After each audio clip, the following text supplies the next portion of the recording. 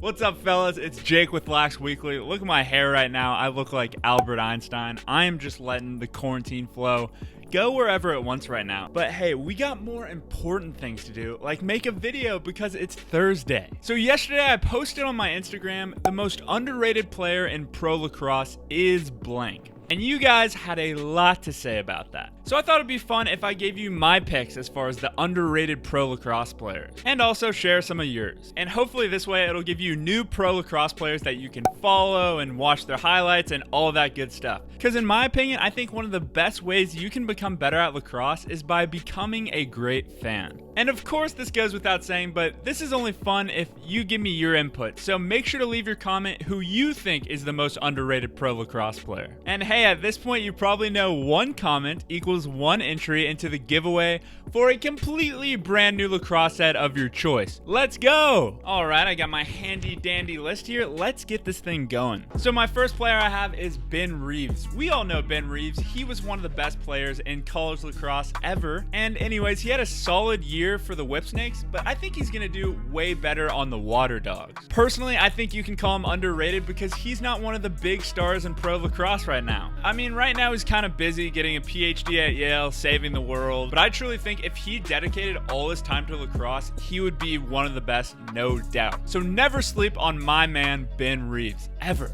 Okay, up next we have Zach Courier. Now, yes, he was picked number 1 for the Water Dogs in the PLL expansion draft. But guys, I'm gonna link this down in the description. There's this article that came out on Pro Lacrosse Talk about how good Zach Courier is. This guy's 26 years old and he's already won 5 Pro Lacrosse championships. The fact that he's not like one of the most popular players in lacrosse right now just means that he's underrated. I mean, he's on the path to like becoming the GOAT. Go look at the first video I ever posted on YouTube like 3 years ago. It was about how Zach Courier got robbed for a first team All-American. I thought it was pretty funny. Okay, next up we have Josh Byrne for the Chaos. He had 25 points last season, and okay, I could not believe this.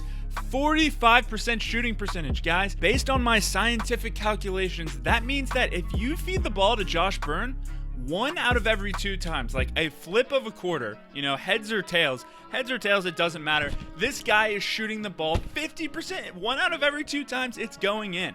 If I was a pro lacrosse player, I'd be feeding the ball to Josh Byrne as much as possible. Okay, up next, my guy, Ryan Trenor. 21 goals, 19 assists last season. How many people can score and pass just as well? The man can fit in anywhere and he's going to crush it for the Water Dogs. And come on, when we watched Matt Towson, he has the long hair, he has the tilt, he has the perfect look for lacrosse. Oh, and make sure you're subscribed to the newsletter. I'll leave a link down in the description. Now back to the video. Okay, next up, one of you guys commented Joey Sankey, and I think this is cool here. So last season was not like the greatest season that he had by any means. He had 9 points, he had a 14% shooting percentage, but personally, I don't think it's about the stats with Joey Sankey. I think what he brings to the table is his hustle, his attitude, his energy. Everyone loves Joey Sankey. Everyone loves playing with Joey Sankey. So I would definitely consider him underrated. And now we have Kevin Rice. I love Kevin Rice. Last season, he only played 3 games for the Archers. He never really found his shooting stroke or just like his role in the Archers. But I mean, ever since he graduated college, he dominated in the MLL, and most people thought he got snubbed for Team USA back in 2018. I truly think at his maximum, Kevin Rice is one of the best pro lacrosse players out there. Okay, so a lot of you commented Romar Dennis, and I feel like I could get behind that as someone who's underrated. He shot almost 25% from the midfield last year, which was a big improvement from his shooting percentage in other years. And think about it, from the midfield, you're shooting these on the run shots. You're not just like shooting time and room shots. And we all know it, his potential is through the roof.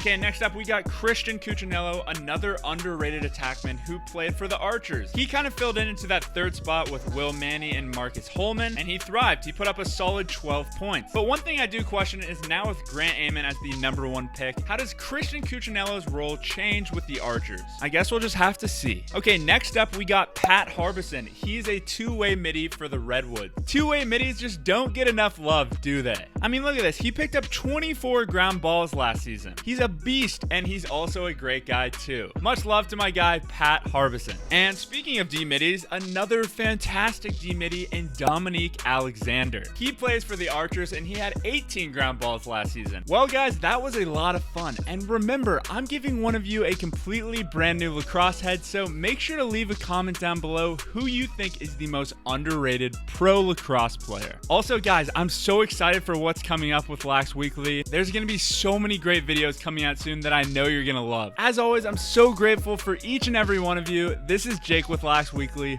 Peace.